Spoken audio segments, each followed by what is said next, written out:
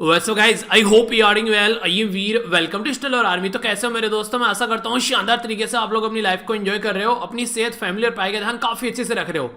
आज है Sunday. Sunday को फंडे बनाते हुए थोड़ा सा स्टडी डे भी बनाएंगे, यानी कि आप लोगों को यहाँ पर एक कुछ नई चीजें और कुछ रिवीजन आप लोगों को यहाँ पर देखने को मिलेगा। बड़ा ही प्यारा ये आज का डिस्कशन रहने वाला है। बहुत सारी चीजें आप लोगों को यहाँ पर जानने को मिलने वाली हैं। मैक्सिमम मैं आप लोगों को कॉन्सेप्ट क्लैरिटी के ऊपर ज्यादा फोकस करूंगा जो मैं टॉपिक यहाँ पर डिस्कस करने वाला हूँ। जैसा मैंने आप लोगों को बोला था कि मैं आप लोगों को कोऑपरेटिव सोसाइटी के बारे में यहाँ पर बात करूंगा, इसी के साथ में सेंसस के बारे में बेसिकली बात करूंगा।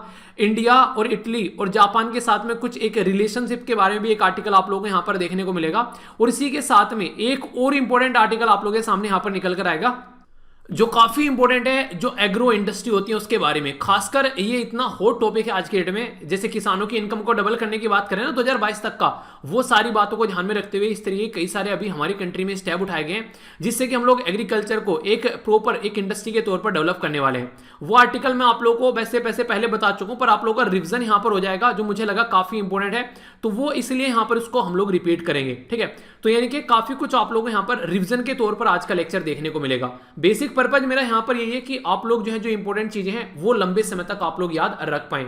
तो सबसे पहले जो मैंने आप लोगों को बोला था यहां पर कि मैं आप लोगों से डिस्कस करूंगा बेसिकली कोऑपरेटिव सोसाइटीज के बारे में, तो मैं आप लोगों को यहां पर ये कोऑपरेटिव सोसाइटी का ये वाला एंगल तो मैं आप लोगों को बताऊंगा ही बताऊंगा। इसी के साथ में मैं आप लोगों को यहां पर एक आर्टिकल भी डिस्कस करूंगा जो कि कोऑपरेटिव सोसाइटीज के बारे में बात करे कंप्लीटली। ठीक है, पर उससे पहले यहां पर एक काफी प्यारी सी एक कोटेशन है जिसमें बात किया गया कि trust your intuition, it never lies. कई बार आप लोगों को अंदर से लग रहा होता है यार ये काम कर लेना चाहिए था। ठीक है, आप लोग कई बार क्या करते हैं, कई सारी चीजों की वजह से रुक जाते हैं कि देखते नहीं कि कोई क्या सोचेगा, पता नहीं यार कौन इसके बारे में कौन क्या बोलेगा। तो ये बातें आप लोगों को कई सारे अच्छे काम करने से रोक देती है। तो कई बार जब दिल से लगता है ना यार कोई काम करना है, हाँ ये काम करना है, तो उस काम को आप लोग कर लेना चाहिए। खासकर अगर बात करें जैसे एक तो होता है कोई फोर्स कर रहा है आप लोगों को ये काम करने के लिए, ठीक है, तो वो काम आप लोग कभी नहीं करना चाहिए। पर आप लोगों को लगे हाँ यार ये काम काफी अच्छा है, ये मेरी लाइफ में एक पॉजिटिव इंप्रूवमेंट लेकर आएगा, किसी के भी ऊपर ये नेगेटिव इंपैक्ट नहीं डालेगा और हमेशा एक प्रोडक्टिव एक प्रोग्रेसिव पाथ पर मुझे लेकर आएगा, तो आप लोगों को वो काम जो है बेसिकली कर लेना चाहिए। आप लोग की इंट्यूशन अगर बोले, आप लोग के अंदर से अगर इच्छा निकल कर आए, तो वो चीज हमेशा आप लोग जो है एक प्रोडक्टिव वे में उस चीजों को आगे लेकर चल सकते हैं। ये बिल्कुल ऐसे जैसे एग्जाम की प्रिपरेशन आप लोगों को करनी है, तो आप लोग घर वाले बोल रहे हैं चलो यार आईएएस बन जाओ, ठीक है, आप लोग बोलेंगे नहीं यार मन ही नहीं कर रहा है वो काम करने का, आप लोग बोलेंगे यार नहीं मुझे तो कुछ और काम करना है। तो इस तरीके से वो आप लोग के अंदर की जो इंट्यूशन है ना वो आप लोगों को वो काम करने के लिए बेसिकली फोर्स किया जा रहा है, आप लोग उस काम को करने की इच्छा नहीं रखते हैं। तो इसलिए इंट्यूशन जो काम करने के लिए वो बोले वो करिए, उसमें आप लोग की एनर्जी भी निकल कर आएगी और लंबे समय तक आप लोग उसमें एक लंबे रेस के घोड़े की तरीके से दौड़ भी पाएंगे। तो कभी भी किसी के द्वारा फोर्स किया हुआ काम आप लोगों को नहीं करना है, अपनी इंट्यूशन के बेस पर, अपनी इच्छाओं के बेस पर काम को लेकर चलना है। ठीक है, तो सबसे पहले जैसे मैंने बात किया था यहाँ पर इस आर्टिकल के बारे, इस बेसिकली आगे के क्वेश्चन भी मैंने पूछा था कोऑपरेटिव सोसाइटीज के बारे में। तो कोऑपरेटिव जो सोसाइटीज हैं यहाँ पर इसके बारे में संविधान के कौन से आर्टिकल में मेंशन है? अभी रिसेंटली एक एग्जाम के अंदर यहाँ पर स्टेट पीसीएस के अंदर ये क्वेश्चन पूछा गया। ठीक है, तो मैंने बोला था कि देखिए जो भी आप लोग आज भी पेपर हैं कई सारे बच्चों के, तो all the best to all of you जो भी पेपर देने जा रहा है। और पेपर देने के बाद में जब आप लोग आओगे तो एग्जाम देने के बाद में क्वेश्चन पेपर अपना जरूर सेंड किया करो जो भी पेपर देकर आप लोग आते हो, ताकि ज्यादा से ज्यादा बच्चों तक उसको मैं इंपॉर्टेंट क्वेश्चन जो है वो पहुंचा सकूं। ठीक है, तो ये आप लोगों की रेस्पॉन्सिबिलिटी है। सबसे पहले बात की जा रही है कौन से फंडामेंटल आर्टिकल में कोऑपरेटिव सोसाइटीज के बारे में मेंशन है, तो आर्टिकल 17, आर्टिकल 18, आर्टिकल 19 या फिर आर्टिकल 20। तो इसको समझने के लिए पहले आप लोग फंडामेंटल राइट के ऊपर आप लोगों को लेकर चलता हूं। जब आप लोग संविधान के अंदर जाएंगे तो पार्ट 3 में आप लोगों को ये फंडामेंटल राइट देखने को मिलते हैं। इन फंडामेंटल राइट के अंदर जब आप लोग देखेंगे तो आर्टिकल 12 से लेके आर्टिकल 35 तक आप लोग को बहुत सारी चीजें मेंशन है। जैसे पहले में आप लोग देखेंगे यहाँ पर राइट टू इक्वालिटी के बारे में बात की जा रही है, आर्टिकल 14 से लेकर आर्टिकल 18, 14 से लेकर 18 तक। राइट टू फ्रीडम के बारे में बात की जा रही है 19 से लेकर 22 तक का। राइट अगेंस्ट एक्सप्लॉयटेशन के बारे में बात की जा रही है 23 से लेकर 24। राइट टू फ्रीडम ऑफ इस रिलीजन के बारे में बात की जा रही है 25 से 28। और राइट एंड कल्चर जो बेसिकली कल्चर एंड जो एजुकेशनल राइट है ये 19 और जो 29 और 30।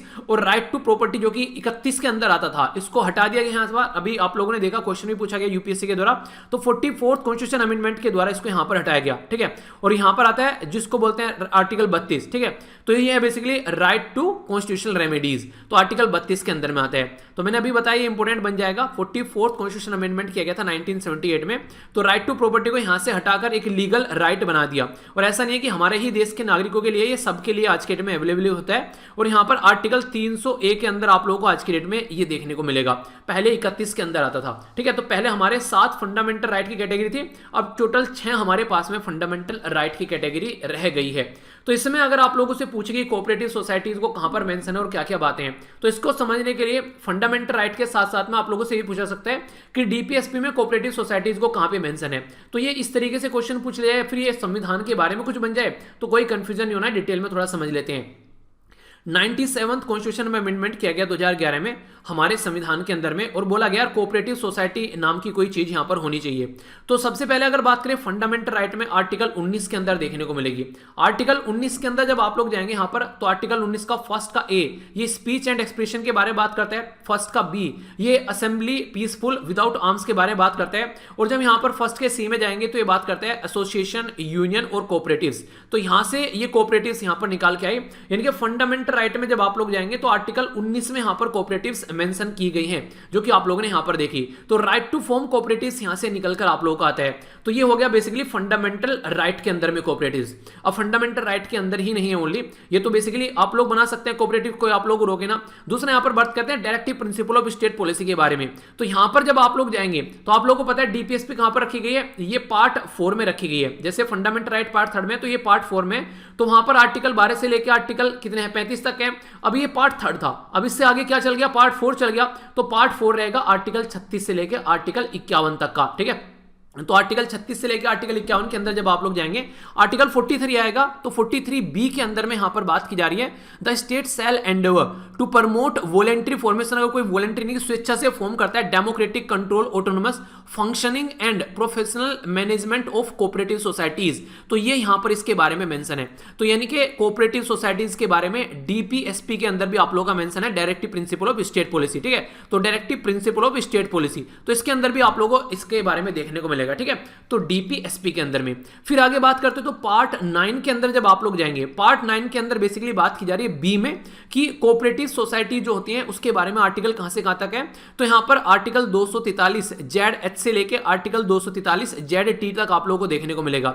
इंटरेस्टिंग क्वेश्चन यहां से बन जाएगा, संविधान के अंदर जब 7वें शेड्यूल में आप लोग जाते हैं तो 3 लिस्ट है, सेंट्रल लिस्ट है, स्टेट लिस्ट है, कॉन्करेंट लिस्ट है। तो कोऑपरेटिव सोसाइटीज को कहां पर रखा गया है, ये स्टेट लिस्ट के अंदर रखा गया है। यहां पर नंबर 32 7 शेड्यूल में यहां पर बेसिकली ये स्टेट लिस्ट की कैटेगरी में आएगा जो कोऑपरेटिव्स के बारे में बात करते हैं। तो इसके बारे में आप लोग याद रखते हैं। तो 97th कॉन्स्टिट्यूशन अमेंडमेंट करके यहां पर ये सारे चेंज लाए गए थे। तो याद रखना पार्ट जो बेसिकली जो पार्ट 9 है संविधान के अंदर में, पार्ट 9 में क्या है आप लोगों को पता है सारी चीजें। पार्ट 9 में आप लोगों को पता है कि पंचायत रखी गई है, ठीक है। तो पंचायत के लिए आर्टिकल है 243 से लेके यहां पर 243O तक का, ठीक है। फिर आ जाता है पार्ट ये यहां पर बेसिकली इसी के अंदर जब 9th के आप लोग ए में आएंगे तो आप लोगों को म्युनिसिपैलिटी देखने को मिलेगी। तो म्युनिसिपैलिटी को 243P से स्टार्ट किया गया, बेसिकली P से लेकर आप लोगों को देखने को मिलेगा यहां पर ये ZG तक का है, ठीक है। फिर उसके बाद में कोऑपरेटिव्स को रखा गया फिर आगे, तो कोऑपरेटिव्स कहां से निकल कर आती है, ZH से लेकर 243 ZT तक। तो ये पार्ट जो यहां पर आएगा 9th का B है बेसिकली कोऑपरेटिव्स के बारे में। तो ये कोऑपरेटिव सोसाइटीज के बारे में मैंने आप लोगों से यहां पर बेसिक इंफॉर्मेशन डिस्कस की, जो कि संविधान के बारे में इसमें मेंशन है। अब थोड़ा सा मैं आप लोगों को एक आर्टिकल रिवाइज करा देता हूं यहां पर कोऑपरेटिव सोसाइटीज के बारे में, कि हमारे देश में भी कोऑपरेटिव सोसाइटी जो फॉर्म की गई है, फॉर्मेशन की गई है, उससे रिलेटेड ये आर्टिकल है। हालांकि मैं डिस्कस कर चुका हूं, पर लेकिन रिविजन हो जाएगा और ज्यादा कॉन्सेप्ट क्लैरिटी आएगी। एग्जाम में आने वाले टाइम में क्वेश्चन बन सकता है, इवन मेंस के अंदर भी आप लोगों के यहां से क्वेश्चन बन सकता है, क्योंकि रिसेंटली जब कोई नई चीज ऐड की जाती है तो नई मिनिस्ट्री बना दी कोऑपरेटिव, तो उसके चलते काफी ज्यादा कंट्रोवर्सी क्रिएट हो गई थी। तो ये ढंग से आप लोग सुनिए इस आर्टिकल को, फिर आप लोग चीजों को समझ पाएंगे अच्छे से, ठीक है। तो आइए अब आगे बढ़ते हैं। इसके चलते आप लोगों को यहां पर एक इंपॉर्टेंट क्वेश्चन बन सकता है एग्जाम में, जहां तक मुझे लगता है। तो यहां पर मिनिस्ट्री ऑफ जो अभी यहां पर जो न्यू मिनिस्ट्री क्रिएट की गई उसके बारे में बात की जा रही है। तो बोला गया है the new ministry could indeed be a catalyst for cooperatives. Catalyst का मतलब होता है उत्प्रेरक, यानी कि एक तरीके से इसको बढ़ाने का काम करेगी जो कोऑपरेटिव से सोसाइटी के साथ में, ना कि बोला गया कि बट इट मस्ट नॉट जो एक तरीके से फैशन इटसेल्फ एक एज ए कमांड ऑथोरिटी, यानी कि कंट्रोल करने के लिए न सोचे। यानी कि किसी को कोई काम अगर दिया जा रहा है तो उसको इंप्रूव करने के बारे में सोचे, ना कि कंट्रोल करने के बारे में। आप लोगों ने देखा कि हमारे देश में में जो एडमिनिस्ट्रेटिव ऑफिसर है उनको ये कहा जाता है कि आप लोगों को यहाँ पर एज ए राजा की तरीके से नहीं रहना है, किंग की तरीके से आप लोग को ऐसे रहना है ताकि आप लोग सर्विस प्रोवाइड करने की तरीके से रह रहे हैं, ठीक है। ऐसे नहीं कि एक टीचर आ गया तो वो यहाँ पर बच्चों को उठाकर लट से पीटे जा रहे हैं, नहीं, उनको गाइड करो, उनका फ्यूचर बनाने की कोशिश करो, इस तरीके से आप लोग को लेकर चलना है। तो ये काफी इंपॉर्टेंट क्वेश्चन आप लोग यहाँ पर बन सकता है इससे रिलेटेड, ठीक है। तो इसके बारे में याद रखिएगा। आइए इसके बारे में समझ लेते हैं क्या क्या बातें की जा रही है। सबसे पहले तो कोऑपरेटिव्स के बारे में समझिए, ये हो क्या है। इनको बेसिकली आप लोग बोल सकते हैं, यहाँ पर आप लोग सहकारी संस्था आप लोग बोल सकते हैं नॉर्मल तरीके से, अगर इसके बारे में बात करें, ठीक है। अगर देखा जाए तो देखिए, मान लीजिए कोई पर्टिकुलर समूह है, अगर मैं बोलूं आप लोगों को कि हम लोग को आंवले का मुरब्बा बनाना है, ठीक है, आंखों के लिए भी सही होगा, बाल के लिए भी सही होगा और स्किन के लिए भी सही होगा, तो यहाँ पर अलग अलग ग्रुप जो है, यहाँ पर ये अलग अलग ग्रुप बोले कि हाँ हम बनाएंगे, सब जो है ग्रुप वहां पर आंवले का मुरब्बा लाकर यहाँ पर ये ग्रुप जो है उसको सबमिट करें। यहाँ से क्या है, ये बेचना स्टार्ट कर दिया है। किसी यहाँ पर ये स्थानीय बाजार में बेचा जा रहा है, कोई क्षेत्रीय बाजार है, दिल्ली के बाजार में ले जाकर बेच दिया, कंपनी को बेच दिया ले जाकर, तो यहां से ये बेचना स्टार्ट कर दिया। तो यहां से जो भी इन्होंने प्रोडक्ट बेचा ले जाकर, ये सारा प्रोडक्ट जो है ये यहां पर इसमें से प्रॉफिट आएगा, तो प्रॉफिट जो है वो सब में डिस्ट्रीब्यूट हो जाएगा। तो ये होता है कोऑपरेटिव मॉडल। यानी कि यूं नहीं कहते कि आप लोगों ने सुना होगा नॉर्मल तरीके से, हालांकि वो थोड़ी अलग लैंग्वेज हो जाती है। आप लोगों ने सुना होगा कोई अगर काम मिल गया तो उन्हें कद्दू कटेगा सब में बटेगा, एक तरीके से, यानी कि सब में डिस्ट्रीब्यूट इक्वल होगा, वो वाली चीजें यहां पर देखने को मिलती है। ऐसा नहीं कि एक इंसान जो है प्राइवेट कंपनी बनाकर बैठ गया और सारा फायदा जो है वो अकेले लिए जा रहा है, ठीक है। जो जनता है उसके नीचे जो काम कर रहे हैं उनको कुछ फायदा नहीं दे रहा है, तो ये नॉर्मली प्राइवेट कंपनी में आप लोगों को देखने को मिलता है। तो यहां पर सहकारिता वाला जो फंडा है, यहां पर जो कोऑपरेटिव वाला फंड है, इसमें जो प्रॉफिट है वो सबके लिए डिस्ट्रीब्यूट यहां पर होता है। तो जो नया अभी यहां पर ये मुद्दा अभी स्टार्ट किया गया है, तो इसके बारे में बात की जा रही है। जो कोऑपरेटिव है यहां पर आज की डेट में बात करें तो कोऑपरेटिव की जो मार्केट्स हैं वो काफी इंपॉर्टेंट रोल प्ले करते हैं कंट्री के डेवलपमेंट के अंदर भी। तो फोकस जो होना चाहिए वो प्लानिंग पे होना चाहिए, नई मिनिस्ट्री करने का ये नहीं होना चाहिए कि जो सेक्टर है अब तक जो इसको इग्नोर किया गया तो उसको सही तरीके से लेकर चलना है। पर लेकिन कई सारे लोग ये फियर कर रहे हैं कि सेंटर जो है यहाँ पर एक तरीके से अपने हाथ में पावर लेने के लिए आया है, क्योंकि कई सारी कोऑपरेटिव जो है वो एग्रीकल्चर में काम करती है, क्रेडिट देने का काम करती है, मार्केटिंग के अंदर काम करती है, तो उसको कंट्रोल करने की कोशिश यहाँ पर सेंटर कर रहा है। ऐसे भी कई सारे लोगों की जो है बेसिकली मंशाएं देखने को मिल रही है। अमूल के बारे में बात करें तो ये कोऑपरेटिव है। अमूल ने दुनिया भर की लोगों के जो है एक तरीके से घर बसा दिए। खासकर अगर कमाने के बारे में बात करें तो दुनिया भर की लोगों को इससे फायदा देखने को मिला। तो इस तरीके से यहां पर बात की जा रही है, इस तरीके से कोऑपरेटिव्स को लेकर चलने की बात की जा रही है। तो कहने का मतलब यहां पर ये किस तरीके से काम करना चाहिए। कई सारी कोऑपरेटिव्स आप लोग यहां पर देखते हैं, जैसे लिस्ट है कोऑपरेटिव की, अमूल हो गया, केरला कोऑपरेटिव मिल्क ये यहां पर मार्केटिंग फेडरेशन हो गया, कर्नाटका मिल्क फेडरेशन हो गया, इंडियन अगर फार्मर फर्टिलाइजर कोऑपरेटिव्स के बारे में बात करें तो इंडियन कॉफी हाउस के बारे में बात करें, हॉर्टिकल्चर जो यहां पर producer cooperative marketing and processing society के बारे में बात करें, तो ये वो सारी चीजें जिनका प्रॉफिट अगर कुछ भी आता है तो वो सब तक पहुंचता है। पर लेकिन हमारी कंट्री में जो है कोऑपरेटिव जो है वो जिस तरीके से काम कर रही है, अगर उसको और सपोर्ट मिलता हो अच्छा देखने को मिलेगा, पर अगर यहां पर उनको कंट्रोल करने की कोशिश करेगी तो दिक्कत देखने को मिलेगी। तो जो प्रेजेंट गवर्नमेंट अभी यहां पर देखने को मिल रहा है एडमिनिस्ट्रेशन, उसके अंदर कोऑपरेटिव जो मिनिस्ट्री है वो किसके अंडर में, अमित शाह जी के अंडर में। तो इसको सपोर्ट प्रोवाइड कराने के लिए कोऑपरेटिव यहां पर काम करना चाहिए। तो कोऑपरेटिव सोसाइटी इंडिया के अंदर आप लोगों को देखने को मिलती है कई तरीके से, जैसे यहां पर आप लोग देखते हैं farming cooperative society, producer cooperative society, marketing cooperative society, consumer cooperative society, housing cooperative society, credit cooperative society. तो ये अलग अलग सोसाइटी जो है अलग अलग तरीके से अपने अपने एरिया के लिए यहां पर काम करती है। अब समझने वाली बात यह कि किस तरीके से इनको लेकर चलना है। बैंक भी देखने को मिलेंगे आप लोग यहां पर, अगर आज के डेट में आप लोग बात करें, Andhra Pradesh state cooperative banks limited देखा आप लोगों ने, Bihar state cooperative banks limited हो गया। तो दुनिया भर के ऐसे कोऑपरेटिव बैंक भी आप लोगों को देखने को मिलते हैं। तो एक साइड में कमर्शियल बैंक है, एक साइड में कोऑपरेटिव बैंक है। तो ये यहां पर बेसिकली इनका जो प्रॉफिट होता है वो यहां पर इनके अंदर भी बांटा जाता है, जो भी इसका मेंबर होता है तो वो सब तक प्रॉफिट पहुंचता है। जैसे मैंने अभी आप लोगों को ये मॉडल दिखा ना, कोऑपरेटिव यहां पर इसी तरीके से होता है। मान लीजिए सबने इकट्ठा करके यहां पर पैसे रख दिए, वो पैसा यहां पर बांटा गया, फिर आगे चलकर लोन दे दिया गया, फिर जो पैसा आया वो सब में इसका प्रॉफिट जो है वो डिस्ट्रीब्यूट हो गया। तो इस तरीके से यहां पर कोऑपरेटिव जो है वो काम करते हैं। तो इसीलिए बोला जा रहा है कि इस कोऑपरेटिव्स को और सपोर्ट हम लोगों को करना चाहिए। बात करें तो यहां पर milk, cotton, handloom, housing, edible oil, sugar, fishery, ये सारे एरिया में काम करते हैं। हमारी कंट्री में इफको जो है, जिसके बारे में मैंने अभी बात की आप लोगों से, यहां पर इफको बेसिकली अगर आप लोग देखना चाहते हैं तो यहां पर ये Indian Farmer Fertiliser Corporation Limited, ठीक है। तो इसके बारे में अगर बात करें तो सबने अपने अपने एरिया में अच्छे से काम किया है। तो अब कंडीशन ये है कि हमारा जो भी एफर्ट होना चाहिए वो इनको सही डायरेक्शन में लेकर चलना चाहिए, ठीक है। लॉट ऑफ एफर्ट लगाए गए, अब और ज्यादा लेकर चलना है। कोऑपरेटिव्स अगर केरला के अंदर बात करें, मैंने बताया अभी, तो काफी अच्छे लेवल पर काम कर रहे हैं। इवन आईटी पार्क तक रनिंग कर रहे हैं, इवन मेडिकल कॉलेज तक कोऑपरेटिव की थ्री से रनिंग किए जा रहे हैं। तो वो वाली चीजें हम लोग को अंडरस्टैंड करनी चाहिए। इंश्योरेंस इसी के साथ में, अनटैप्ड जो एरिया है, इसी के साथ में जो एरिया जहां पर अब तक हम लोग इनको ढंग से लेकर नहीं चले, तो वहां पर हम लोग और तरीके से इसको एक्सपेंड कर सकते हैं, यानी कि कोऑपरेटिव को और ज्यादा कैसे आगे लेकर चलना है उस एग्जाम्पल को सेट करना चाहिए, आगे चीजों को और लेकर चलना चाहिए। स्टार्टिंग में अगर आप लोग बात करें सेक्टर की तो 1904 में अंडर कॉलोनियल रूल के यहां पर ये चीजें डेवलप होना स्टार्ट हुई। 2002 में हमारी कंट्री में multi state cooperative society act आया गया, जिसके चलते यहां पर कई सारी चीजें देखने को मिली। जब लिबरलाइजेशन किया गया था ना 1990s में, तो उस टाइम पर बाहर की कंपनी काम करने आने लगी, तो हमारी कंट्री में जो कोऑपरेटिव है उनके सामने चैलेंज खड़ा हो गया, उनके सामने कॉम्पिटिशन आने लगा, तो उसको कैसे टैकल करना है उसके बारे में भी चीजें सोची गई। अगर बात करें कोऑपरेटिव जो है वो स्टेट लिस्ट के अंदर आप लोगों को देखने को मिलती है, ठीक है। तो यहां पर इनोवेटिव तरीके से हम लोग चीजों को लेकर चल सकते हैं। तो एक कानून एक तरीके से आप लोगों को न्यू मिनिस्ट्री जो है उसको ऐसा लेकर चलना है ताकि जो एक तरीके से यहां पर कानूनी पवित्रता बनी रहे, यानी कि एक तरह सपोर्ट प्रोवाइड कराना है इनोवेटिव वे में सेंटर को, ऐसा सोचना है इन कोऑपरेटिव्स को, ना कि इनको कंट्रोल करना है। आज की डेट में अगर बात करें तो यहां पर ये डिजास्टर हो सकता है अगर पॉलिटिकल तरीके से इसको देखा जाए कि कंट्रोल करना है कि को फार्मर के फील्ड में कौन कोऑपरेटिव काम कर रही है, इस आईटी के फील्ड में कौन कोऑपरेटिव काम कर रही है, तो ऐसा नहीं होना चाहिए। तो कोऑपरेटिव का मतलब है कोऑपरेशन होना चाहिए। यहां पर कोई फोकस है ही नहीं है प्रॉफिट के ऊपर। रेलवे आप लोग बात करिए प्रॉफिट के ऊपर थोड़ी ना फोकस करती है। हमारी रेलवे के अंदर इतने लोग घूमते हैं कि कई सारी कंट्री में इतने लोग नहीं है, तो वो प्रॉफिट के ऊपर काम नहीं करती है। पर लेकिन दिल्ली मेट्रो के अंदर अगर कोई प्राइवेट पार्ट ने पार्टिसिपेट किया, से आप लोगों ने देखा रिलायंस वालों ने दिल्ली वाला जो लिंक लिया था यहां पर जो बेसिकली मेट्रो एयरपोर्ट तक जाती थी, उसमें उनको लॉस हुआ तो तुरंत छोड़कर भाग गए। पर लेकिन कोऑपरेटिव में ये काम नहीं रहता है, वहां पर इसी तरीके से रहता है कि सबको फायदा मिलता है और इक्वली शेयर यहां पर डिस्ट्रीब्यूट किया जाता है। तो पुअर्टी मिटाने का काम करती है, फूड सिक्योरिटी का काम, मैनेजमेंट जो नेचुरल रिसोर्सेज और इन्वायरमेंट, तो कोऑपरेटिव जो है काफी इंपॉर्टेंट कॉन्ट्रीब्यूशन यहां पर इसमें प्ले करती है। तो इस तरीके से कोऑपरेटिव्स को आप लोगों को लेकर चलना है। मिसमैनेजमेंट और करप्शन भी कई बार देखने को मिलता है कई सारे राज्य के अंदर कोऑपरेटिव्स को लेकर, तो यहां पर इसको हम लोग को सोल्यूशन निकालना चाहिए कि कैसे ऐसी चीजें नए देखने को मिले।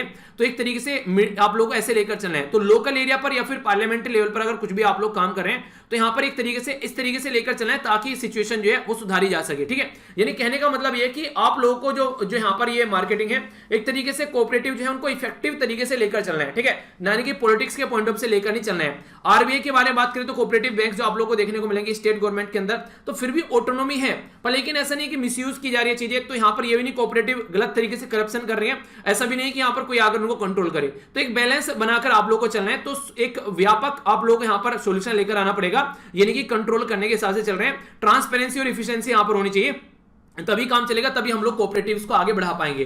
कुछ इंपॉर्टेंट कमेटी के नाम है यहां पर आप लोगों के सामने, कुछ रिपोर्ट के नाम है यहां पर आप लोगों के सामने, हालांकि रटने नहीं है, पर जो सबसे इंपॉर्टेंट प्रेजेंट टाइम पर यह लिस्ट है सभी, यह एस व्यास कमेटी 2001-2004 के, ठीक है। इसमें यह बोला गया कि जो बेसिकली ये बोला गया कि रिप्लेस करने की जरूरत है, गवर्नमेंट का जहां जहां डोमिनेशन है वहां पर हटाकर कोऑपरेटिव्स के हाथ में दे दीजिए, ताकि सेंट्रल जो जनता सेंटर में आ जाए और उनके लिए यहां पर चीजें देखने को मिले, ठीक है। तो ये याद रख सकते हैं। तो इनके नाम अगर आप लोगों से पूछे जाए, जगदीश हो गए जैसे यहां पर, ठीक है। इसी के साथ में यहां पर वाक्य पाटिल कमेटी होगी, इसी के साथ में यहां पर मृधा कमेटी होगी, चौधरी ये यहां पर ब्रह्म प्रकाश कमेटी होगी, ऑल इंडिया रूल क्रेडिट जो सर्वे कमेटी होगी।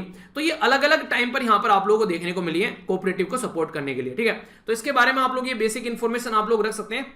ये बेसिकली बात कर रहा है जापान और इंडिया के साथ में मिलकर ये किस तरीके से इटली अपना रोल प्ले कर सकता है। तो काफी इंपॉर्टेंट आर्टिकल लिखा है, काफी डिफरेंट तरीके से यहां पर बातें देखने को मिल रही है। ये आर्टिकल है इंडिया, जापान, इटली और चाइना, इनके बारे में यहां पर मैक्सिमम बात की जाएगी इस आर्टिकल के अंदर, ठीक है। तो काफी इंटरेस्टिंग और काफी इंपॉर्टेंट आर्टिकल है, थोड़ा सा डिटेल में समझेंगे ताकि कई सारी चीजें आप लोग जो है यहां पर अच्छे से अंडरस्टैंड कर पाओ, ठीक है।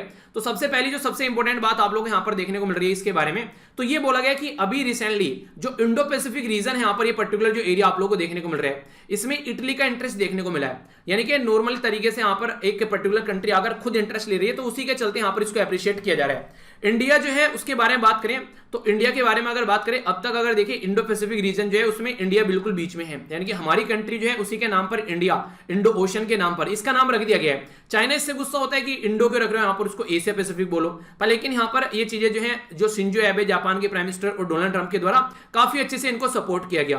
पर लेकिन अभी अगर रीजनल एरिया में आप लोग बात करें, इंडो पैसिफिक के रीजन में आप लोगों को देखने को मिलेगा कई सारी चीजें जो हैं वो प्रॉपर वे से नहीं चल पा रही है। उसका रीजन क्या है? उसका रीजन है चाइना।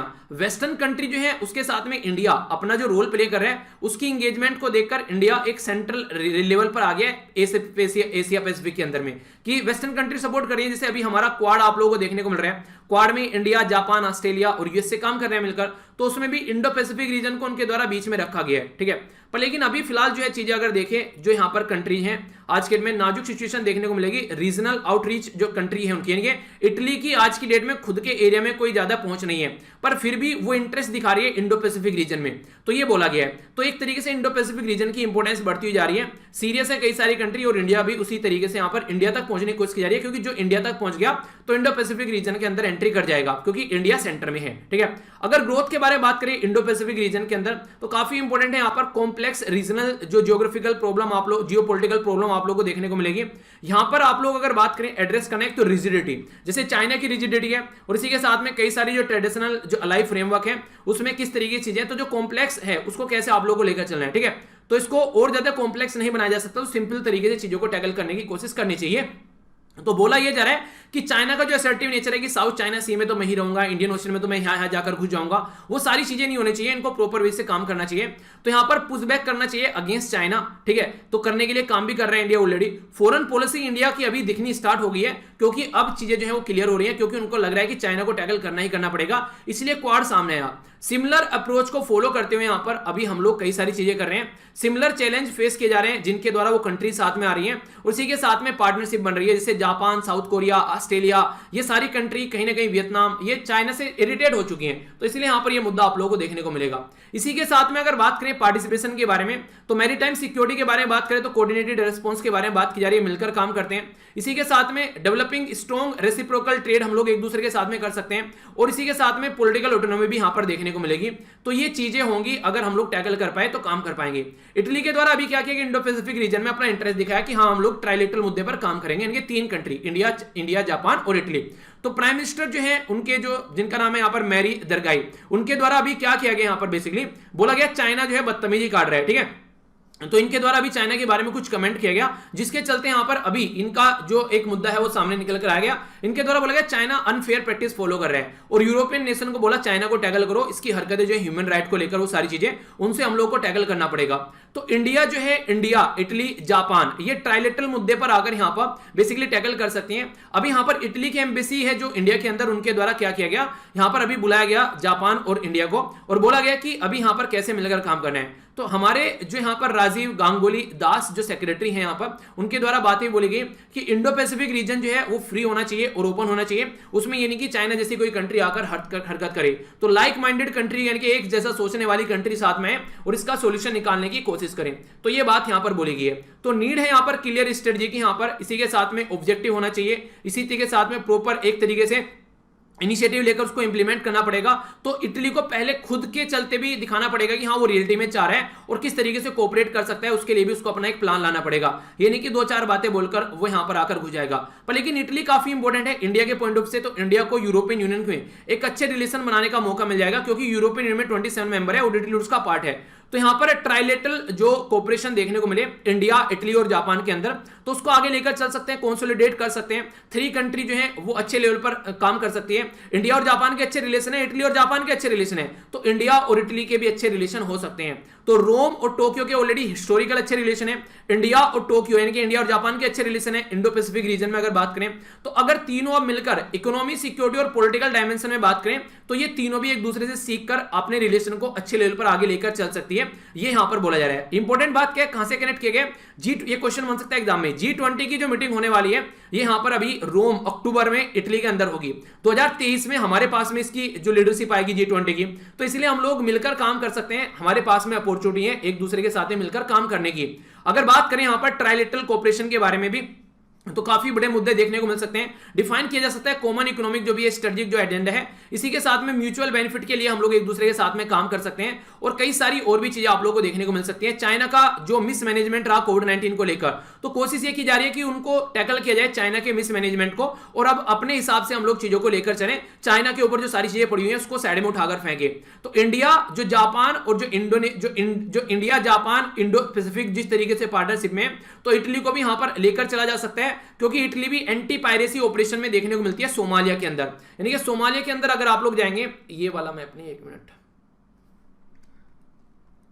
सोमालिया के अंदर अगर आप लोग यहां पर जाएंगे तो आप लोग को देखने को मिलेगा काफी अच्छे से काम किया जा रहा है यहां पर, ठीक है। तो यहां पर इस पर्टिकुलर एरिया में एंटी पायरेसी ऑपरेशन में काम करता है यहां पर ये पर्टिकुलर कंट्री भी, ठीक है। और इसी के साथ में यहां पर आप लोग अभी आगे भी इसके बारे में बात करेंगे। तो यहां पर काफी इंपॉर्टेंट है, क्लियर पॉलिटिकल विल होनी चाहिए फ्री और ओपन पैसिफिक चलाने के लिए, तभी मिलकर काम कर पाएंगे, ठीक है। तो ये बातें बोलेगी कि इटली यहां पर काम कर सकता है। ऑलरेडी रीयूनियन आइलैंड के बारे में बात करें तो फ्रांस इस रीजन में काम कर रहा है, ठीक है। फ्रांस, इंडिया, जापान के साथ मिलकर काम कर रहे हैं, तो यहां पर इटली भी आकर अपना काम कर सकते हैं। तो ये बातें समझाने की कोशिश की जा रही है। तो कहने का मतलब ये कि ऑलरेडी यहां पर काम चल रहा है और आप भी कर सकते हैं। सागर मिशन के बारे में मैंने आप लोगों से बताई थी, मिशन सागर, बताइए इसकी फुल फॉर्म क्या है यहां पर। ये इसके बारे में आप लोगों को पता होना चाहिए, काफी इंपॉर्टेंट क्वेश्चन बन जाता है कई बार, ठीक है। सबसे पहले जो मैं आप लोगों से बात करने वाला हूं, ये बात करने वाला हूं बेसिकली सेंसस के बारे में। सेंसस को हिंदी में जनगणना बोलते हैं, तो इसके बारे में बेसिक इंफॉर्मेशन समझेंगे। और यहां पर क्वेश्चन भी आप लोगों के सामने, अगर आप लोगों को अटेम्प्ट करना हो तो जरूर अटेम्प्ट कीजिएगा। बोला जा रहा है as the census shape political structure, economic decision, development goals, delay the 2021 census will have it course. यानी कि अगर आप लोग ये सेंसस को डिले करते हैं, जैसे सेंसस जो है हमारा बोला गया था कि ये स्टार्ट हो जाएगा लगभग कि 2021 के मार्च में, पर लेकिन अभी मैं आप लोगों से डिस्कस कर रहा हूं सितंबर के महीने में। तो अगर जनगणना लेट होगी तो पता नहीं चलेगा बहुत सारी चीजों के बारे में। तो उसी के चलते यहां पर ये आप लोगों को क्वेश्चन को अटेम्प्ट करना है, ठीक है। तो आप लोग इसको 150 से 200 से 250 में लिख सकते हैं, जिसकी भी एग्जाम की तैयारी करें। अगर स्टेट पीसीएस की तैयारी करें तो 150 में लिख लेना, यूपीएससी की तैयारी करें तो 250 में लिख लेना। अब मैं आप लोगों को यहां पर कई सारी बातें बताऊंगा बेसिक, जो कि आप लोगों को पता होना चाहिए हिस्ट्री सेंसस के बारे में। पहले सेंसस के बारे में समझिए कि सेंसस को कंडक्ट कौन कराता है। तो सेंसस को कंडक्ट कराता है registrar general and census commissioner of India. किस मिनिस्ट्री के अंडर में आता है? तो मिनिस्ट्री ऑफ होम अफेयर के अंडर में आता है। इंपॉर्टेंट क्वेश्चन है, डायरेक्ट पूछ लिया जाएगा। ये जो क्रिएट की गई थी यहां पर बेसिकली 1949 में, ये इस तरीके से पोस्ट क्रिएट की गई हमारी कंट्री में आजादी के बाद में। ऑल द सेंसस सी 1951 यानी कि 1951 के बाद में जो भी सेंसस कंडक्ट कराए गए, उसके लिए हमारी कंट्री में एक एक्ट आया जिसको बोला 1940 का सेंसस एक्ट, यानी कि सेंसस ऑफ इंडिया एक्ट, यानी कि जनगणना का जो एक नियम आया वो था ये। यहां पर इंपॉर्टेंट है, इसके बारे में याद रखिएगा। अगर आप लोग बात करिए 2011 का जो सेंसस था वो 15वें नंबर का था। इसका मतलब ये कि 2000 जो अभी ये 21 वाला सेंसस रहेगा ये कितना होगा? ये 16वें नंबर का सेंसस होगा। इंपॉर्टेंट बात यहां पर यह कि सेंसस जो होती है, जनगणना होती है, 10 साल में आप लोग को देखने को मिलेगी। हर 10 साल में हम लोग काउंट करते हैं हमारी पॉपुलेशन कितनी बढ़ गई।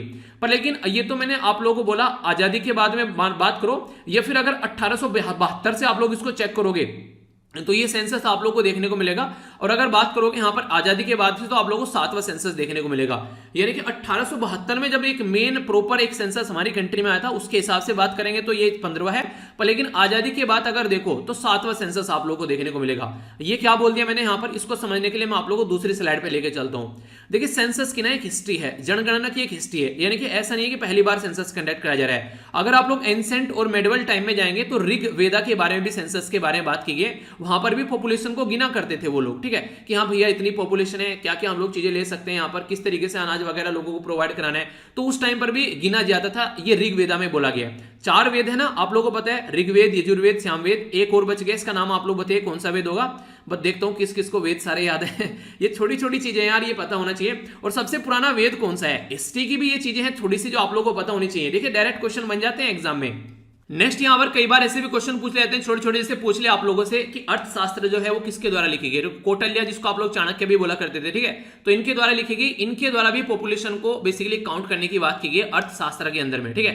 तो ये इंपॉर्टेंट है। मुगल एम्परर के बारे में अगर बात करिए, अकबर के बारे में, तो उनके द्वारा आईने अकबरी जो थी बेसिकली यहां पर, तो आईने अकबरी में यहां पर उनके द्वारा बात की गई कि एक तरीके से पॉपुलेशन, इंडस्ट्री, वेल्थ, इन सब चीजों के बारे में पता होना चाहिए, तभी राज्य जो है वो चीजों को ढंग से लेकर चल पाएगा। यानी कि जनगणना आज से नहीं है, पुराने टाइम से आप लोगों को देखने को मिली है।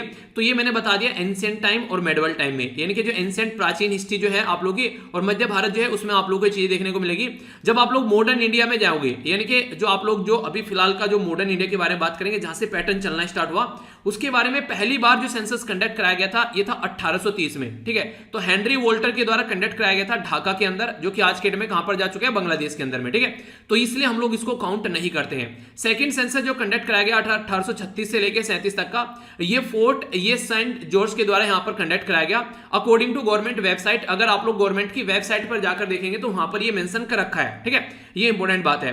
पर लेकिन अगर टोटल तरीके से अगर बात करें मॉडर्न सेंसस के बारे में, तो 2 तरीके के सेंसस आप लोगों को देखने को मिलेंगे। एक तो बोला गया नॉन सिंक्रोनस, यानी कि एक पता चला उत्तर प्रदेश में करा दिया, एक तमिलनाडु में करा दिया, पता चला एक नॉर्थ ईस्ट में किसी राज्य में करा दिया, यानी कि पूरे देश में एक साथ नहीं कराया, तो इसको बोलते हैं एक तरीके से नॉन सिंक्रोनस। तो इस तरीके से जो सेंसस कंडक्ट कराए गए ये 1865 से और 1872 में कंडक्ट कराए गए, डिफरेंट डिफरेंट पार्ट में कंट्री के, पूरे देश में नहीं हुए, इसीलिए नॉन सिंक्रोनस बोला गया।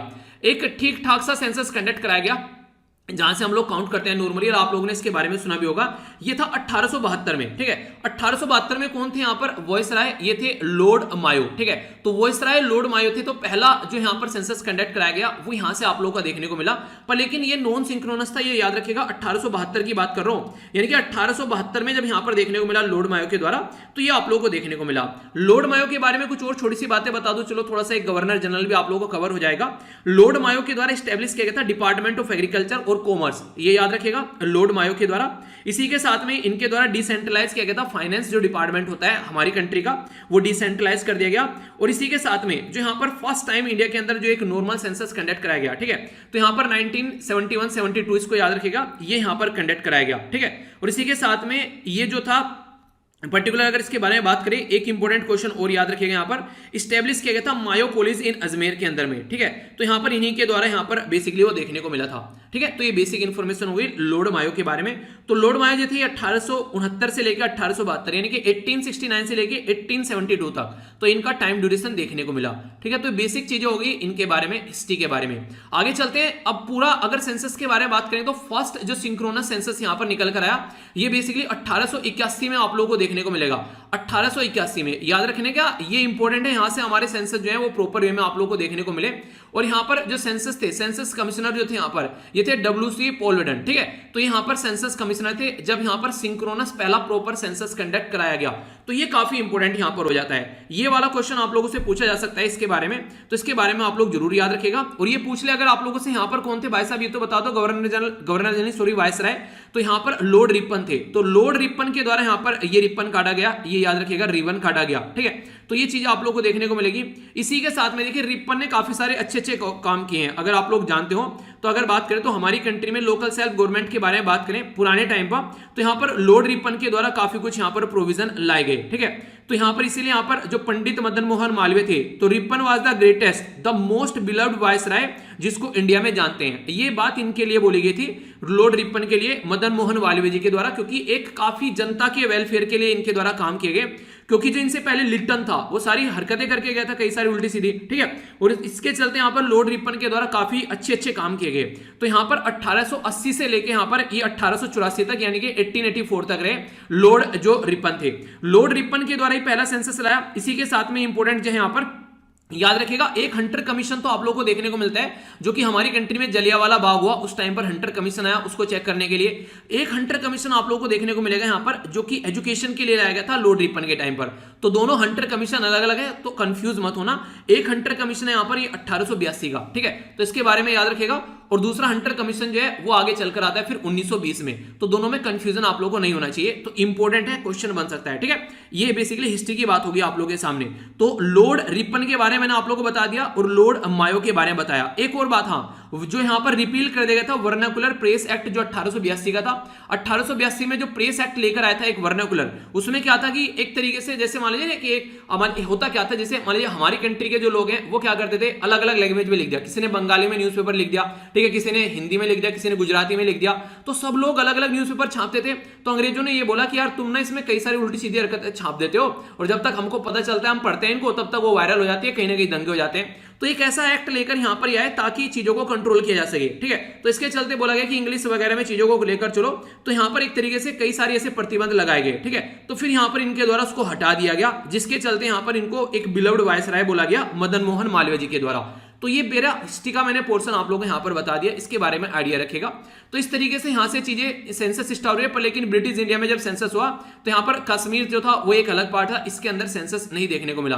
तो सेंसस जो था ये एक तरीके से जब से लेके अब तक का हर 10 साल में सेंसस आप लोगों को देखने को मिलेगा, और कंटिन्यूअस सेंसस चले हुए आ रहे हैं। तो ये एक इंपॉर्टेंट बेसिक इंफॉर्मेशन हो गई, ठीक है। अभी अगर मैं आप लोगों से बात करूं यहां पर, तो दो फेज में देखने को मिलता है। पहले में हाउसिंग लिस्टिंग की जाती है और दूसरे में यहां पर पॉपुलेशन का इनोवेशन किया जाता है। यानी कि पहले घरों के बारे में बात की जाती है, कहां पर क्या क्या घर वगैरह, और उसके बाद में पॉपुलेशन देखते हैं। और इसमें भी कई सारी चीजें आप लोगों को देखने को मिलेगी। यानी कि एजुकेशन के बारे में बात करेंगे, क्या क्या वर्क, क्या क्या काम किया जा रहा है, बहुत सारी चीजें आप लोगों को इकट्ठी की जाएगी। तो डिजिटली कलेक्ट किया जाने वाला पहला सेंसस होगा ये हमारी कंट्री में अब तक का 140 साल की हिस्ट्री अगर सेंसस की उठाकर आप लोग देखोगे। इसी के साथ में ऑफलाइन मोड में भी चीजें देखने को मिलेगी, ऐसा नहीं कि ऑफलाइन मोड में नहीं है। अब तक यहां पर अगर बात करें ये सेल्फ डिक्लेरेशन आप लोगों को देखने को मिलेगा, ऐसा नहीं है कि आप लोगों से बहुत सारी चीजें पूछी जाएंगी, कोई भी डॉक्यूमेंट रिक्वायर नहीं होगा ऐसा आप लोगों को सिटीजनशिप का प्रूफ देने के लिए कि आप लोग सिटीजनशिप है या फिर नहीं है, ऐसा कुछ नहीं होने वाला है। 2021 का जो सेंसस है ये बोला जा रहा है कि कास्ट डेटा को कलेक्ट नहीं करेगा, इसीलिए जो आर्टिकल है उसमें भी बातें की गई है कि सेंसस जो है कास्ट डेटा के नाम पर यहां पर काफी ज्यादा डिले कर रहे हैं, तो ये सही बात नहीं है। तो यहां पर अगर पहली बार आप लोगों को देखने को मिलेगा ट्रांसजेंडर कम्युनिटी के बारे में बात की जाएगी।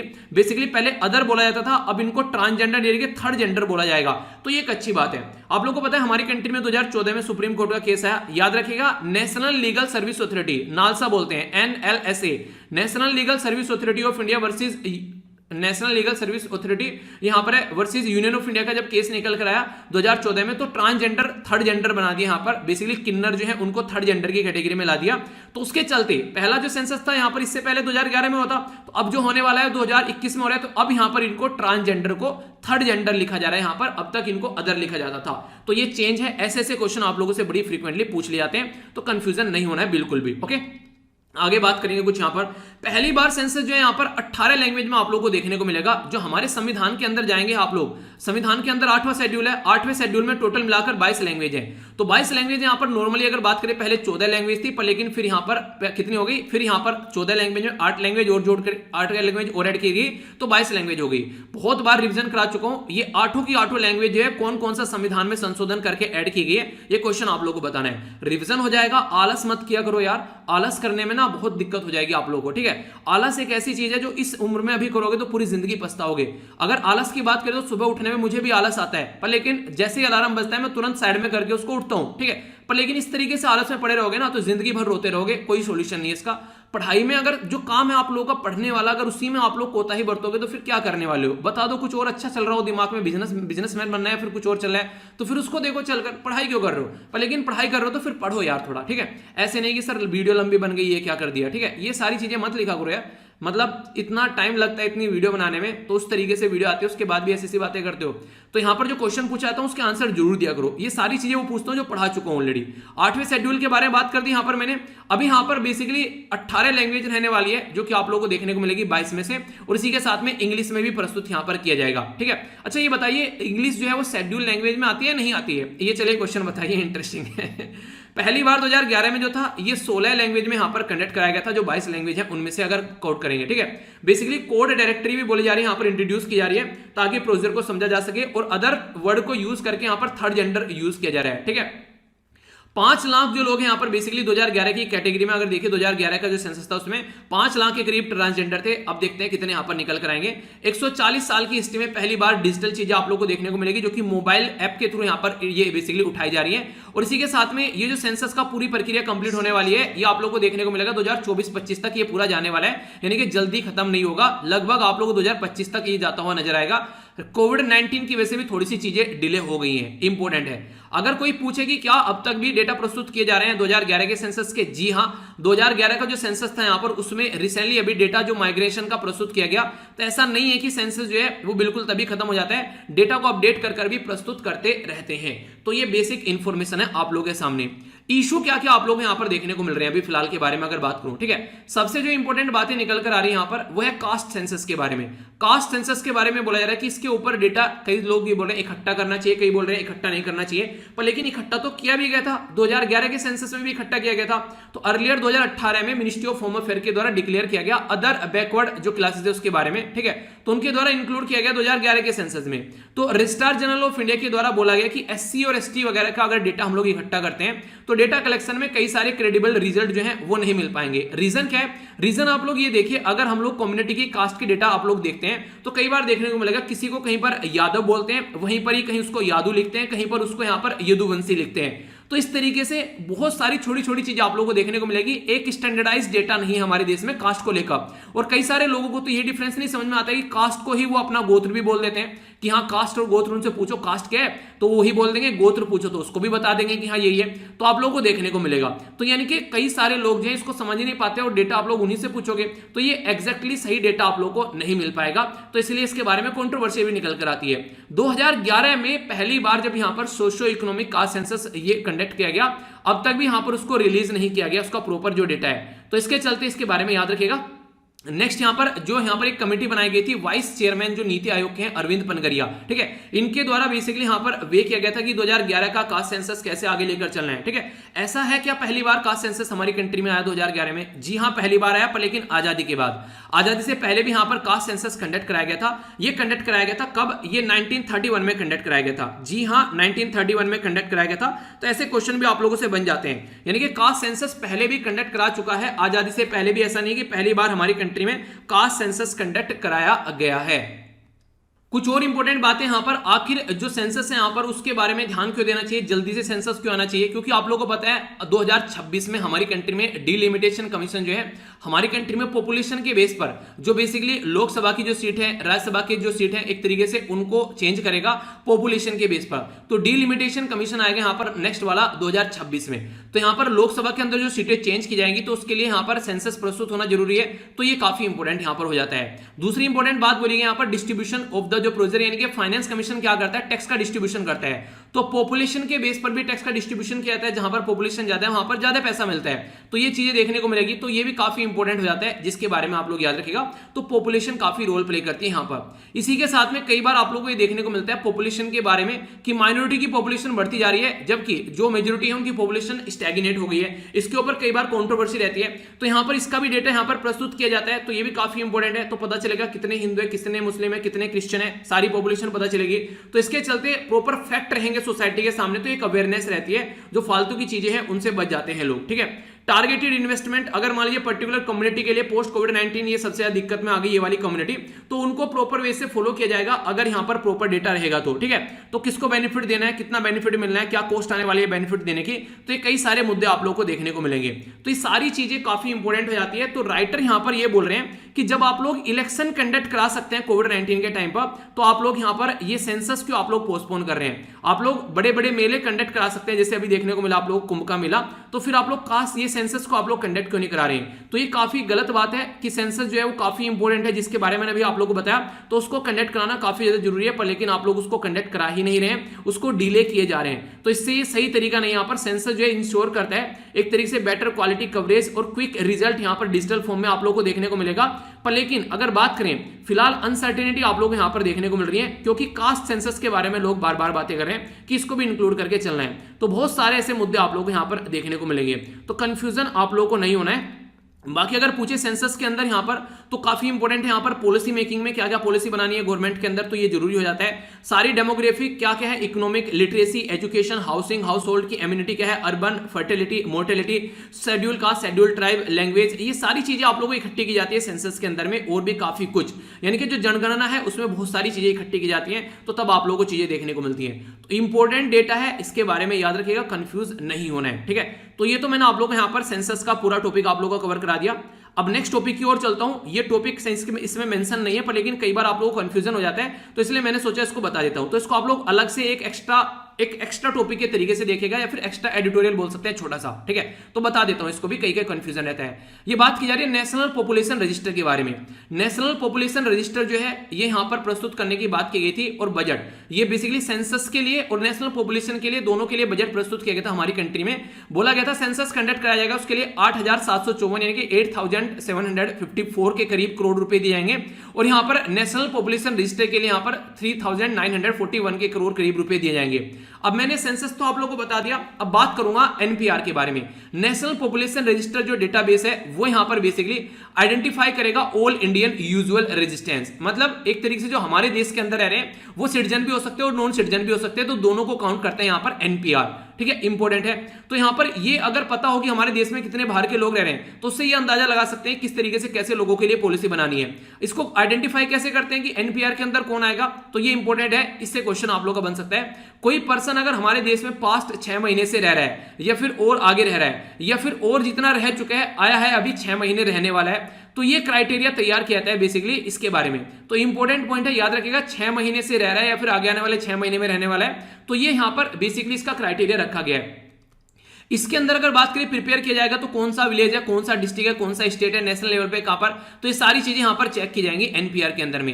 एनपीआर जो कलेक्ट करता है डेटा, तो जनरल सेंसस के टाइम पर यहां पर ये अप्रैल और सितंबर में 2010 में भी ये यहां पर बेसिकली कलेक्ट किया गया, यानी कि एनपीआर का भी जो डेटा है यहां पर वो भी इसके साथ साथ में पैरेलल में आप लोगों को देखने को मिलता है। डेटाबेस जो है ये भी यहां पर registrar general and census commission of India के द्वारा ही मेंटेन किया जाता है, यानी कि सेंसस का भी डेटा वही मेंटेन करते हैं और ये वाला डेटा भी वही मेंटेन करते हैं।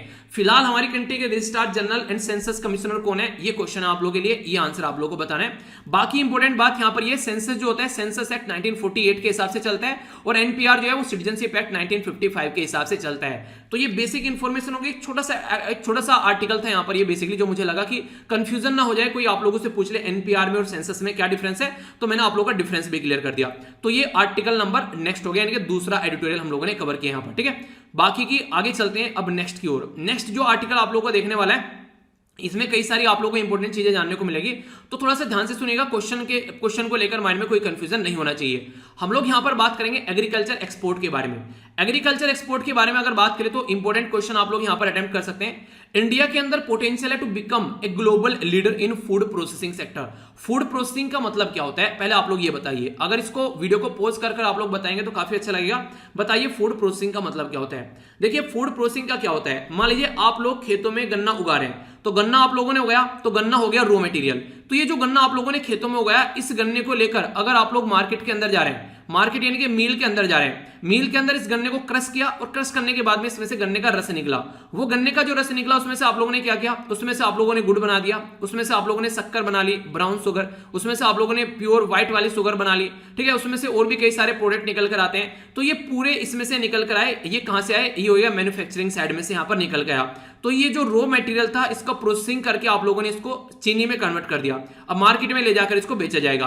तो 3 पार्ट में ये चीजें डिवाइड होती हैं। ये 3 पार्ट कौन से होते हैं, पहले को बोलते हैं प्राइमरी सेक्टर, दूसरे को बोलते हैं सेकेंडरी सेक्टर और तीसरे को बोलते हैं टर्सरी सेक्टर।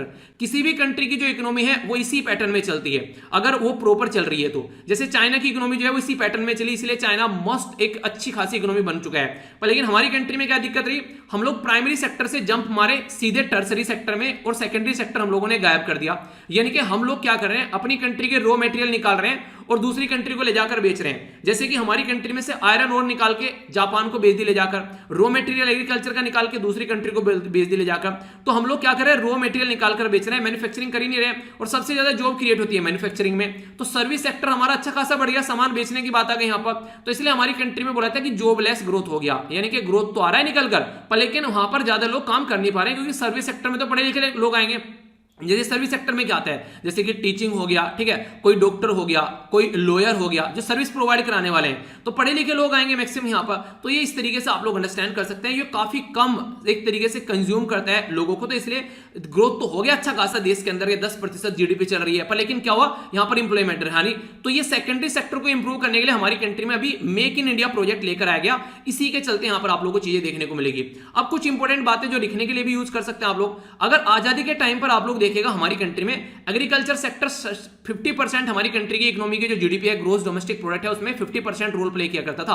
पर लेकिन आगे चलकर क्या हुआ, ये सबसे नीचे आ गया। आज के डेट में 14 से लेकर 18 के बीच में आप लोगों को चीजें देखने को मिलेगी। बाकी जो इंडस्ट्री है, इंडस्ट्री कहां पर पहुंची, यहां पर आप लोग देखेंगे, यहां पर इंडस्ट्री यहां पर थोड़ा सा ऊपर पहुंची है, यानी कि इंडस्ट्री यहां पर नीचे से थोड़ा ऊपर पहुंची। सबसे ऊपर पहुंचा सर्विस सेक्टर। तो सर्विस सेक्टर में परफॉर्मेंस काफी शानदार निकल कर आई, जो कंट्रीब्यूशन है जीडीपी के अंदर। तो इसीलिए यहां पर काफी इंपॉर्टेंट हो जाता है एग्रीकल्चर को भी हम लोग एक तरीके से अपनी ही कंट्री के अंदर मैन्युफैक्चरिंग करें और प्रोसेसिंग करके जब प्रोडक्ट को बेचेंगे तो काफी अच्छा रहेगा। हमारी कंट्री में लगभग ओनली 10% के करीब मुश्किल से जो फूड है उसको प्रोसेसिंग फॉर्म में लाया जाता है। चाइना में ये जो आंकड़ा है ये लगभग 25% है, और यूएसए के अंदर ये आंकड़ा लगभग 64% है। ये डेटा इंपॉर्टेंट है, इनके बारे में याद रखिएगा। यानी कि हमारी कंट्री में ओनली 10% डेटा ऐसा है जो कि जो बेसिकली खाने वाले प्रोडक्ट हैं जिनको प्रोसेस करते हैं, वरना मैक्सिमम बर्बाद हो जाते हैं, जिसकी वजह से हमारी कंट्री में भुखमरी भी देखने को मिलती है। तो अगर हम लोग प्रोसेसिंग करके इनको बेचने लगेंगे तो हमारी कंट्री का एक्सपोर्ट जो है वो शानदार होगा और दूसरी कंट्री में भी काफी लार्ज स्केल पर हम लोग एक्सपोर्ट करेंगे। तो देखिए क्या है आज के डेट में एक पैटर्न चेंज होता हुआ नजर आएगा। जैसे कि अगर आप लोगों से कोई पूछे यहां पर, तो एग्रीकल्चर में एक्सपोर्ट क्या क्या करते हैं हम लोग, तो चावल काफी बड़े लार्ज स्केल पर एक्सपोर्ट करते हैं, राइस हम लोग एक्सपोर्ट करते हैं, मेरीन प्रोडक्ट मछली वगैरह ये हो गए, ठीक है, बफेलो मीट काफी लार्ज स्केल पर, शुगर वगैरह, प्रोसेस प्रोडक्ट हम लोग यूज करते हैं, cotton raw including the waste हम लोग यहां पर देखते हैं, ऑयल से निकला हुआ जो भी चीजें होती हैं, ठीक है, तो टी कॉफी ये सारी चीजें हम लोग बेसिकली एक्सपोर्ट करते हैं। तो ये एग्रीकल्चर के एक्सपोर्ट की कैटेगरी में आप लोग को देखने को मिलेगा। तो ये जो एग्रीकल्चर का एक्सपोर्ट हो रहा है, इसको ये समझिए मार्केट में डिमांड कैसी है। हमारी कंट्री का जो प्रोडक्ट है उसको लेकर कई बार यहां पर क्वेश्चन मार्क लगाए जाते हैं कि ये ऑर्गेनिक प्रोडक्ट नहीं है, इसलिए यूएसए हो गया, यूरोपियन यूनियन हो गया, हमारी कंट्री के एग्रीकल्चर का जो प्रोडक्ट है एंट्री करने में वहां पर दिक्कत आती है। पर जब से हम लोगों ने अभी फिलहाल रिसेंटली ऑर्गेनिक प्रोडक्ट उगाने स्टार्ट किए हैं, यानी कि जिसमें नॉर्मल खाद जैसे कि गोबर खाद वगैरह वो सब चीजों को यूज कर हम लोगों ने बनाया, तब से लेकर हमारी इंपोर्टेंस बढ़ रही है। तो कई सारे मुद्दों के बारे में यहां पर बात की जा रही है। अगर एक्सपोर्ट आप लोगों को बढ़ाना है तो क्या क्या चीजें आप लोग करनी पड़ेगी।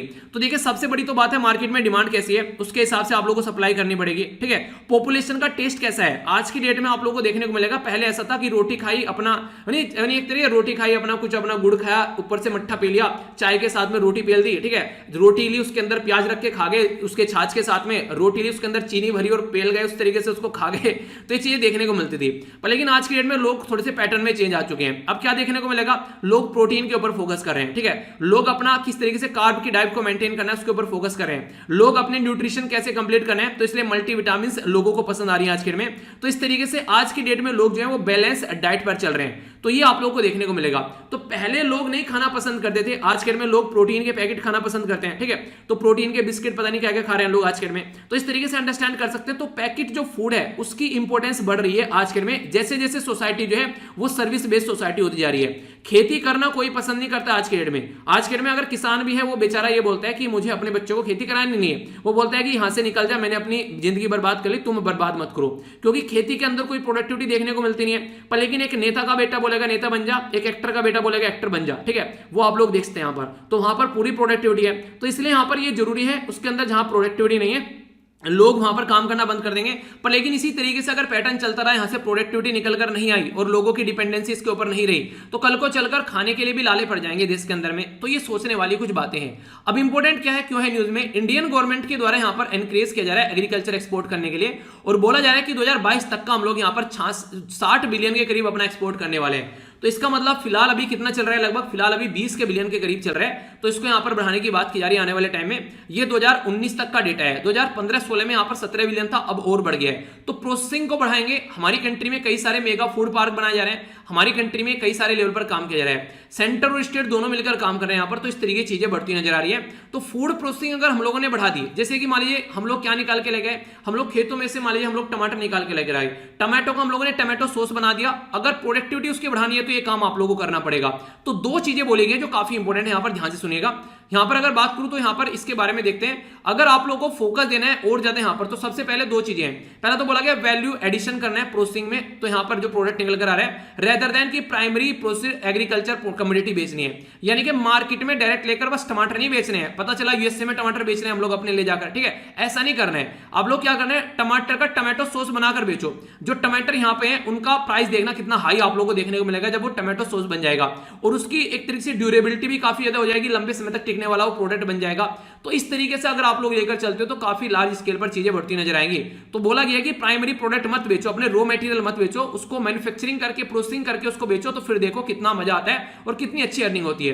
तो मिनिस्ट्री ऑफ जो फूड प्रोसेसिंग है उसके द्वारा बोला गया कि कंट्रीब्यूशन जो एग्रीकल्चर जो प्रोसेस जो फूड प्रोडक्ट का हमारी कंट्री में टोटल 11% है, जबकि यही चाइना के अंदर 25 से 26% है, और यही यूएसए के अंदर लगभग 64 से 65% है। तो हमारी कंट्री के अंदर ज्यादातर खाना बर्बाद इसलिए होता है, ज्यादातर प्रोडक्ट बर्बाद इसलिए होते हैं क्योंकि प्रोसेसिंग यूनिट नहीं है, कोल्ड स्टोरेज नहीं है, क्योंकि खेतों में ही सामान सड़ जाता है। देखा होगा आप लोगों ने, कई बार देखा होगा जब किसान जो है मार्केट में मंडी में सामान बेचने जाते हैं, अगर कोई खरीदने वाला उसको नहीं है तो क्या करते हैं, वो वहीं पर ही फेंक कर आ जाते हैं। ऐसी कंडीशन देखने को मिलती है, क्योंकि इसके लगता है कि अब उल्टा लेकर जाएंगे, इससे अच्छा तो यहीं पर फेंक दे, क्योंकि उससे ज्यादा तो उनको उसमें दिक्कत हो जाएगी, उल्टा लेकर जाएंगे। इतना सस्ता प्राइस कई बार किसानों को देखने को मिलता है। तो इंडियन एग्रीकल्चर के बारे में अगर आप लोग बात करें, वो शिफ्ट हो रही है आज के में प्राइमरी से सेकेंडरी एग्रीकल्चर में। अभी मैंने आप लोग क्या बताया, वो आप लोग देखा ही आप लोगों ने कि पहले प्राइमरी हुआ करती थी, अब यहां पर सेकेंडरी की सब को हम लोग शिफ्ट हो रहे हैं। तो इससे प्रोसेसिंग जो सेक्टर है उसकी साइड को हम लोग जा रहे हैं। तो ये एक अच्छी चीज अभी आप लोग को देखने को मिल रही है। तो सेकेंडरी सेक्टर में जब हम लोग जाएंगे तो प्रोसेसिंग फूड निकल कर आएगा।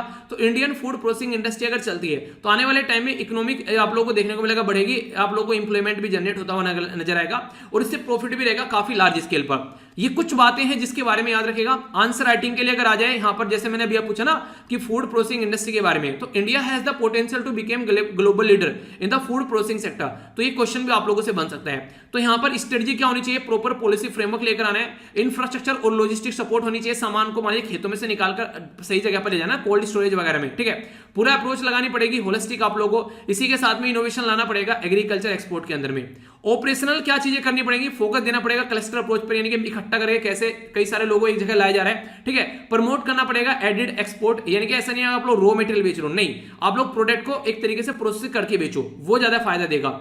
मार्केटिंग और प्रमोशन के बारे में बात करें तो ब्रांड होना चाहिए इंडिया का, जैसे नहीं कोई ब्रांड के बारे में बात करिए, एप्पल का फोन यार ब्रांडेड फोन है, ठीक है। इसी तरीके से कोई पर्टिकुलर आप लोग एक लैपटॉप के बारे में बात कर लिए, किसी जूते के बारे में बात कर लिए, किसी टी शर्ट के बारे में बात कर लिए, तो इनको लोग वैसे आंख बंद कर खरीद लेते हैं कि हाँ अच्छा होगा ही होगा, ये ऐसा नॉर्मली सोच लेते हैं। तो वो सारी बातें आप लोगों को देखने को मिलेगी। तो जरूरी है हम लोग ब्रांडेड अपनी कंट्री का एग्रीकल्चर प्रोडक्ट भी बनाए, ताकि लोग जो है बोले कि इंडिया का चावल ही खरीदना है भाई साहब, कोई चावल और खाना ही नहीं है। तो ऐसे ब्रांड बनाए ना कि हमारा चावल फेमस हो, ऐसे ब्रांड बनाए ना हमारा कोई पर्टिकुलर प्रोडक्ट के बारे में बात करें तो वो इंडिया का ही लेना है, तो मेड इन इंडिया होना चाहिए वो। तो इस तरीके से प्राइवेट इन्वेस्टमेंट भी यहां पर आएगा। अगर फायदा देखने को मिलेगा, कोई प्राइवेट वाले तो जीभ निकालकर बेसिकली चाटते रहते हैं कि कहां से उनको प्रॉफिट दिखना चाहिए, प्रॉफिट होगा तो वहां पर ये आराम से आएंगे लपलपाते हुए, से नहीं जीभ लपलपाते हुए कि हाँ प्रॉफिट मिल रहा है, प्रॉफिट मिल रहा है। तो हमेशा प्राइवेट वाले आप लोग वहां पर देखने को मिल जाएंगे।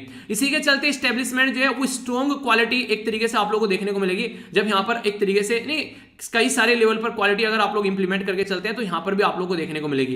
रिसर्च और डेवलपमेंट करेंगे और मिसलेनियस कई सारी और चीजें देखने को मिलेगी। तो बेसिक चीजें यहां पर बता दी।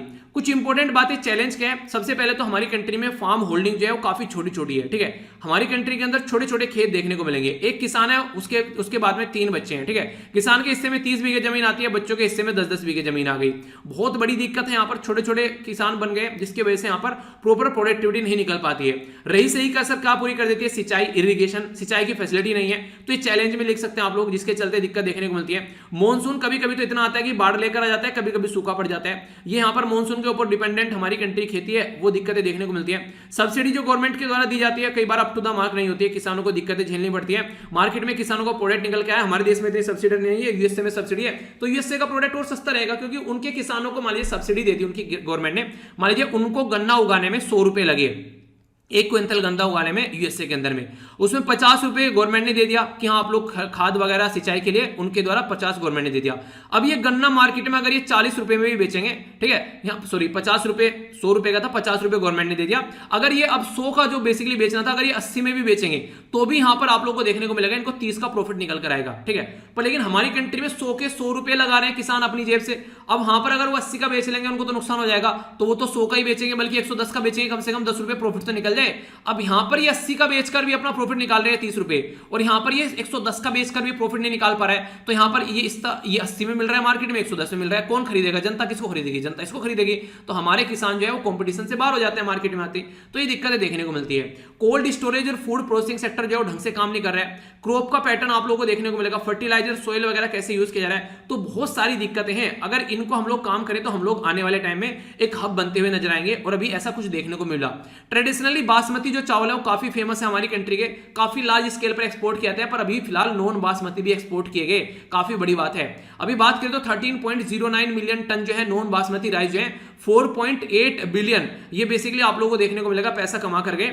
6.9 जो आप लोगों को देखने को मिलेंगे टन जो है यहाँ पर एक तरीके से एवरेज निकाल जाए 2.7 बिलियन, ये प्रीवियस 5 ईयर में आप लोग को निकल कर आएगा। यानी कि हमारी कंट्री में से चावल का एक्सपोर्ट अच्छा खासा बढ़ रहा है। आगे मैंने बोला था मीट का एक्सपोर्ट भी काफी ज्यादा होता है हमारी कंट्री में, खासकर वियतनाम, हांगकांग, इंडोनेशिया, तो ये कंट्री है जहां पर स्पेशली आप लोग देखते हैं, ठीक है। तो बोला ये जा रहा है कि जो डेवलप्ड कंट्री है, ठीक है, तो वो एक तरीके से क्या करती हैं, वो फिक्स हायर एक स्टैंडर्ड रखती है इंपोर्ट करने का फूड का, यानी कि हमारी कंट्री में से अगर मना कर दिया तो दिक्कत हो जाएगी, इसलिए हम लोग को एक ब्रांड बनाना चाहिए। तो ब्रांडेड के ऊपर फोकस करना चाहिए, एनकरेज करना चाहिए, ताकि लार्ज से ज्यादा हम लोग ब्रांड बना सके। इंडियन कंपनी को भी फोकस देकर चलना चाहिए, कैसे cost competition, global quality, standard technology, ये सब चीजों को मैनेज करके चलना है, तभी फूड प्रोसेसिंग सेक्टर को हम लोग अच्छे से बढ़ा पाएंगे। ठीक है, तो मुझे नहीं लगता कि यार अब आप लोग को कोई डाउट होगा, अगर फूड प्रोसेसिंग के बारे में कुछ लिखने के लिए आते हैं, इतने डिटेल में बता दिया, अब तो कोई कंफ्यूजन नहीं होना चाहिए। बाकी अगर फिर भी कोई कंफ्यूजन है तो बताना यार, फिर से कवर कर लेंगे, टेंशन नहीं लिया करते किसी चीज की। ठीक है, तो ये था टोटल आज का डिस्कशन। मैं आशा करता हूं शानदार तरीके से आप लोगों ने इसको एंजॉय किया होगा। अगर रियलिटी में आप लोगों को इससे थोड़ा सा भी फायदा हुआ है तो आप लोग इसको अच्छे से एंजॉय कर सकते हैं, और उसकी पीडीएफ आप लोग टेलीग्राम से जाकर डाउनलोड कर सकते हैं। और अपना फीडबैक दिए बगैर मत जाइएगा, जैसा भी आप लोगों को लगे, अच्छा या बुरा, लाइक या डिसलाइक कर सकते हैं। तो मेरा बेसिक फोकस ये था कि आप लोगों का रिवीजन हो जाए। कई सारे बच्चे रेगुलरली इन टॉपिक्स के बारे में पूछ रहे थे, तो आज अच्छा मौका लगा, तो मैंने सोचा इसको ढंग से हम लोग डिस्कस कर देते हैं। ठीक है, तो अच्छे से आप लोगों ने इसको एंजॉय किया तो बताइएगा जरूर। बाकी इसी तरीके से अपना ध्यान रखिए। ठीक है, तो अब मिलते हैं नेक्स्ट लेक्चर में। बड़ों को नमस्ते, छोटों को प्यार, छोटी सी लाइफ में एंजॉय करार। मिलता हूं नेक्स्ट लेक्चर में, तब तक के लिए जय हिंद।